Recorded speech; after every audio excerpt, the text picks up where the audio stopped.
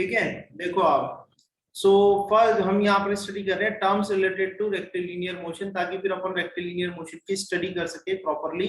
तो पहली जो टर्म है वो है डिस्टेंस। डिस्टेंस को डिनोट किया मैंने यहाँ पर एक्स से। डिस्टेंस होता क्या है? It is a total path length. जैसे ये मैंने एग्जांपल दिया था, किसी पर्सन को ए से बी तक जाना है, सो ए से बी तक जाने के लिए he can choose any path. He can choose the path 1, path 2 और पाथ 3। ठीक है, तो उस पाथ की जो लेंथ होगी उसको डिस्टेंस कहेंगे।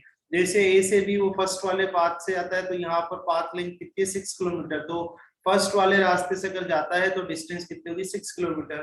दूसरे वाले रास्ते से आता है तो कितनी लेंथ हो जाए, डिस्टेंस कितनी जाएगी? 2 किलोमीटर। और तीसरे वाले रास्ते से जाता है तो उसकी जो डिस्टेंस हो जाएगी कितनी जाएगी? 10 किलोमीटर। ठीक है, ऐसा यूनिट जो होती है वो क्या होती है? मीटर होती है इसकी।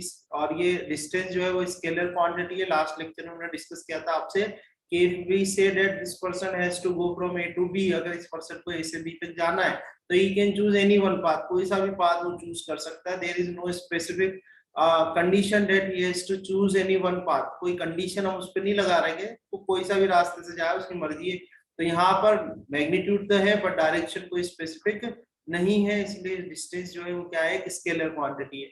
न्यूमेरिक। अच्छा, लास्ट ये ई पॉइंट हमें ध्यान रखना है कि it is a path function. Distance क्या होता है? एक पाथ फंक्शन होता है। आप देख लो, अगर आपने पाथ चेंज करा तो डिस्टेंस भी क्या होगी? चेंज हो जाएगी। ठीक है, और डिस्टेंस जब न्यूमेरिकल आप करोगे, जैसे एक न्यूमेरिकल मैंने यहाँ सॉल्व भी किया था, छोटा सा क्वेश्चन सॉल्व किया था, डिस्टेंस कैसे निकालेंगे? जो भी पाथ जो ऑब्जेक्ट फॉलो कर रहा है ड्यूरिंग इट्स मोशन, अपने मोशन में जो भी पाथ वो फॉलो कर रहा है ऑब्जेक्ट, उसकी जो लेंथ होगी उसको अपन बोलते हैं डिस्टेंस। तो हम क्या करेंगे? ओनली उसका टोटल पाथ लेंथ निकाल लेंगे, जो कि क्या रिप्रेजेंट करेगी? डिस्टेंस को रिप्रेजेंट करेगी। ठीक है, तो ये हमने किया कल लास्ट क्लास में। अब हमें नेक्स्ट टर्म जो है इससे रिलेटेड वो स्टडी करनी है। तो डिस्टेंस के बाद जो नेक्स्ट टर्म हम यहाँ पर स्टडी करेंगे, दैट टर्म इज डिस्प्लेसमेंट। ठीक है, क्या होगी वो टर्म? वो है डिस्प्लेसमेंट, सेकंड, है ना। तो सेकंड टर्म यहाँ पर हम स्टडी कर रहे हैं, and second term is displacement. ठीक है, डिस्प्लेसमेंट को एक्स के ऊपर ऐसे वेक्टर का साइन लगा के डिनोट करते हैं। ठीक है, पहली टर्म अपन ने डिस्टेंस स्टडी करी थी, दूसरी अपन जो स्टडी कर रहे हो क्या है? डिस्प्लेसमेंट। ठीक है, अब डिस्प्लेसमेंट क्या होता है? सबसे पहले मैं डेफिनेशन ही बता देता हूँ आपको कि डिस्प्लेसमेंट होता क्या है। डेफिनेशन क्या आता है? It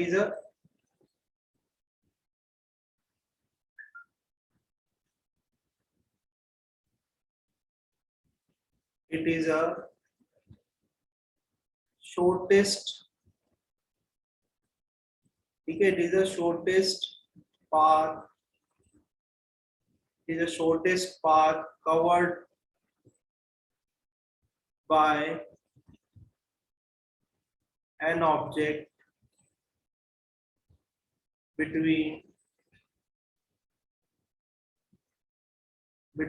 two places। कोई भी दो प्लेसेस हैं जिसके बीच में मोशन कर रहा है कोई ऑब्जेक्ट, तो जो शॉर्टेस्ट पाथ होगा उस शॉर्टेस्ट पाथ को बेटा अपन बोलते हैं डिस्प्लेसमेंट। और इसको आपको बिल्कुल और शॉर्ट बहुत कम शब्दों में अगर आपको बताना है तो किन्हीं भी दो प्लेसेस के बीच की जो शॉर्टेस्ट पाथ लेंथ है, क्या है? Shortest path length. Shortest path length जो होगी उसको अपन क्या बोलते हैं? डिस्प्लेसमेंट बोलते हैं। ठीक है, जैसे हम अपने समझ में आई डेफिनेशन तो, कि it is a shortest path covered by an object between two places. किन्हीं भी दो प्लेसेस के बीच में जब कोई ऑब्जेक्ट मोशन कर रहा है तो जो शॉर्टेस्ट पाथ होता है उस शॉर्टेस्ट पाथ को बोला जाता है डिस्प्लेसमेंट। जैसे यहाँ पर उसको ए से बी तक जाना है, तो ए से बी तक जाने में जो शॉर्टेस्ट पाथ है वो कौन सा है? सेकंड वाला है। ठीक है, तो यहाँ पर डिस्प्लेसमेंट कितना होगा बताओ? कौन सा होगा डिस्प्लेसमेंट? 2 किलोमीटर। ठीक है, जो शॉर्टेस्ट पाथ है उसी को अपन क्या बोलते हैं? डिस्प्लेसमेंट कहते हैं। तो यहाँ से आप देखो इस एग्जांपल में फर्स्ट वाला भी पाथ है, सेकंड वाला भी पाथ है, थर्ड वाला भी पाथ है, पर इसमें डिस्प्लेसमेंट कौन सा होगा? डिस्प्लेसमेंट होगा जो शॉर्टेस्ट पाथ है। शॉर्टेस्ट पाथ कौन सा है? सेकंड वाला। ये सेकंड वाला जो है इसको अपन क्या कहेंगे? डिस्प्लेसमेंट कहेंगे। ठीक है, क्लियर है? बात समझ में आ रही है? ठीक है ना, यहाँ तक ओके करते जाना, कोई दिक्कत हो तो बताना। ठीक है, अब इसकी बात करें डिस्प्लेसमेंट के एसआई यूनिट क्या होती है। तो डिस्प्लेसमेंट की एसआई यूनिट ये भी क्या है? पाथ लेंथ ही है, तो इसकी भी एसआई यूनिट क्या होगी? मीटर ही होगी। तो इसके एसआई यूनिट क्या होती है, मीटर, एम से लिख देंगे।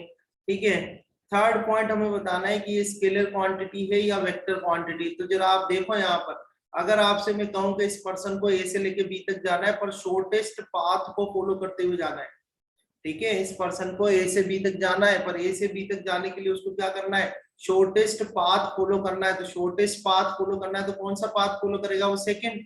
तो अब ऐसा नहीं है कोई से भी रास्ते से चले जाए, उसको स्पेसिफिक एक रास्ता, एक पाथ अपना चूज करना पड़ेगा जो कि शॉर्टेस्ट है। ठीक है, तो इस केस में इसकी क्या होगी, एक स्पेसिफिक डायरेक्शन होगी। तो जिसमें मैग्नीट्यूड और डायरेक्शन दोनों होता है वो क्वांटिटी कैसी होती है, वेक्टर क्वांटिटी होती है। डिस्प्लेसमेंट क्या होता है, displacement it is a vector quantity. क्या है ये, वेक्टर क्वांटिटी है, क्योंकि इसमें मैग्नीट्यूड के साथ साथ क्या है, डायरेक्शन भी है। ठीक है, डी वाला पॉइंट की बात करते हैं। डी वाला पॉइंट में आपको बताना है कि ये पाथ फंक्शन होता है, ये पॉइंट फंक्शन है। अगर मैं इस बी वाले पॉइंट को उठा के, इस बी, अगर कोई पर्सन को ए से लेके जाना है और अगर मैं बी को उठा के आगे कर दूं, यहाँ कर दूं, बी को उठा के कहाँ कर दूं, बी डैश पे कर दूं, तो बी को अगर बी डैश पे कर दूंगा तो बोलो डिस्प्लेसमेंट इंक्रीज हो जाएगी कि डिक्रीज हो जाएगी, बोलो इंक्रीज हो जाएगी। ठीक है, और ऐसे ही अगर मैं इस बी वाले पॉइंट को इधर अंदर की तरफ ले आऊं, यहाँ पर ले आऊं, तो बोलो डिस्प्लेसमेंट इंक्रीज होगी कि डिक्रीज होगी, बोलो जल्दी बताओ, डिक्रीज हो जाएगी। ठीक है, तो अब ये बात क्लियर है। देखो डिस्टेंस में आपने एक पॉइंट लिखा था कि distance is a path function. Distance क्या होता है, पाथ फंक्शन होता है, क्योंकि वो पाथ पर निर्भर करता है। पर डिस्प्लेसमेंट जो है वो पाथ फंक्शन नहीं होता। डिस्प्लेसमेंट क्या होता है, पॉइंट फंक्शन होता है, और वो किस पे डिपेंड करता है, एंड पॉइंट्स पर। अगर ये एंड पॉइंट्स है, जैसे ए और बी क्या है, इसमें एंड पॉइंट्स है, अगर आप इन एंड पॉइंट्स को चेंज कर दोगे तो डिस्प्लेसमेंट भी क्या होगी, चेंज हो जाएगी। ठीक है, अगर आप एंड पॉइंट्स को चेंज कर दोगे तो डिस्प्लेसमेंट भी क्या हो जाती है, चेंज हो जाती है। तो हम क्या कहेंगे, डिस्प्लेसमेंट क्या है, it is a point function, it is a point function. ठीक है, and it depends on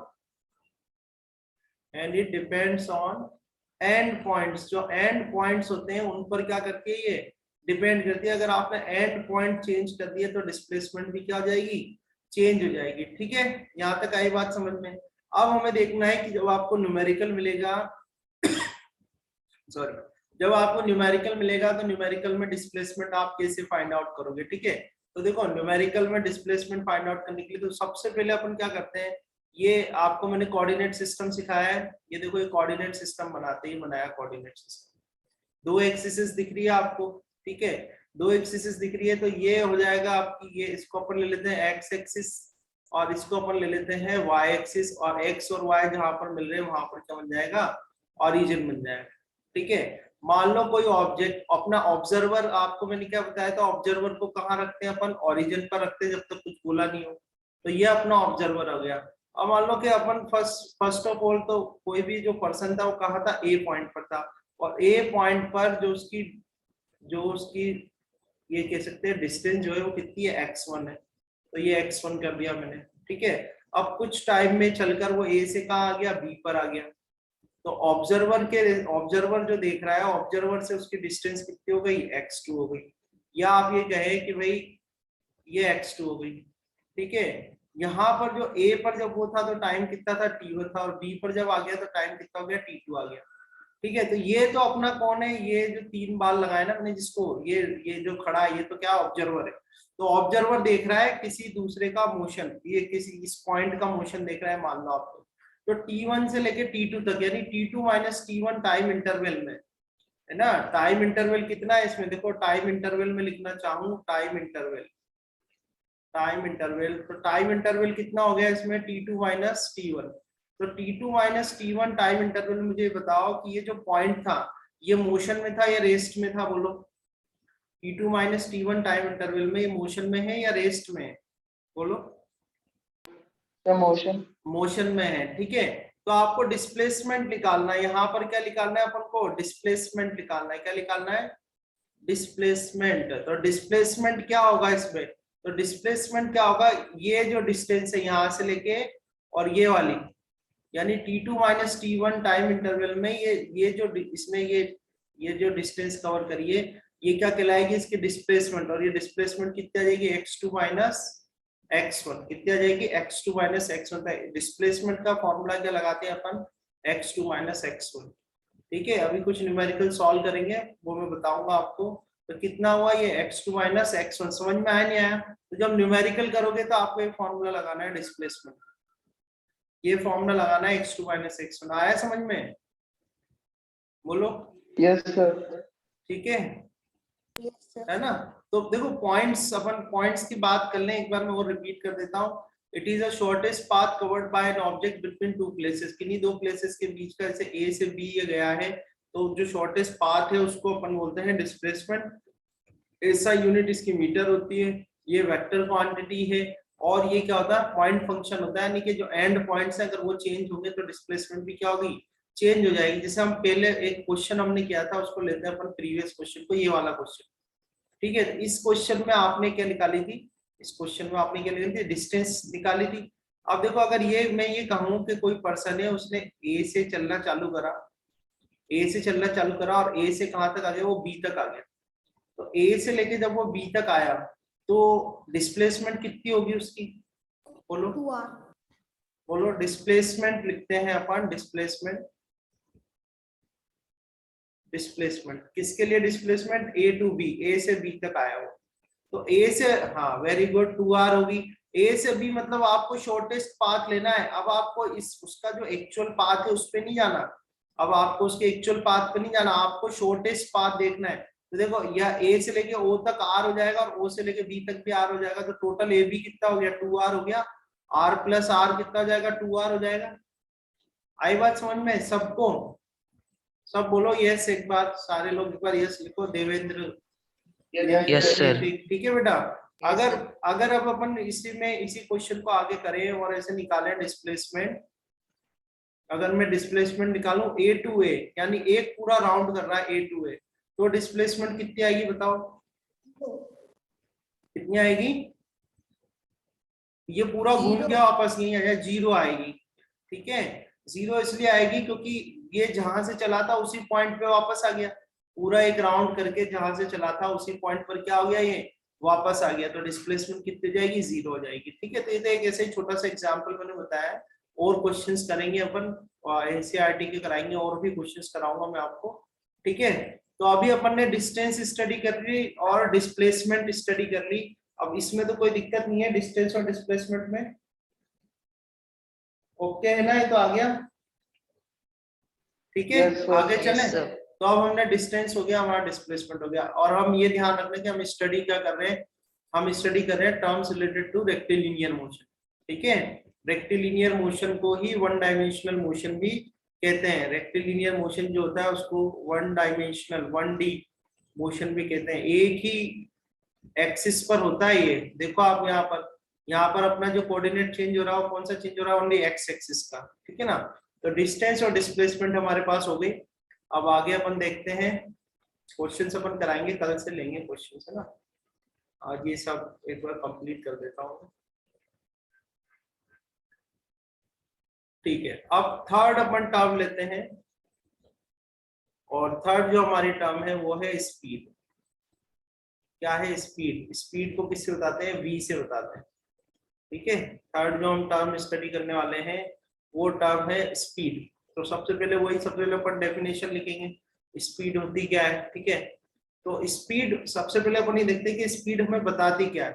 speed क्या बताता है कि how fast object is moving. ठीक है, स्पीड हमें क्या बताती है, how fast object is moving. जैसे आपने कार आपने ड्राइव भी करी होगी, देखी भी होगी। जैसे एक कार है जो 30 किलोमीटर पर आवर से चल रही है, दूसरी कार है जो 40 किलोमीटर पर आवर से चल रही है। देखो यहाँ पर जैसे मान लो एक कार है, ये कार ए, ये कार जा रही है इस डायरेक्शन में और इसकी स्पीड है 30 किलोमीटर पर आवर। ठीक है, और ये दूसरी कार है बी, और ये जा रही है, ये मूव हो रही है 40 किलोमीटर पर आवर से। ठीक है, तो हम आपसे कहें कि भाई दो कार हैं, एक कार, ध्यान से सुनना, मान लो सिर्फ अभी ये डायग्राम में इस तरह से आपको बताया हुआ है कि कार है कोई, car A and car B, ठीक है।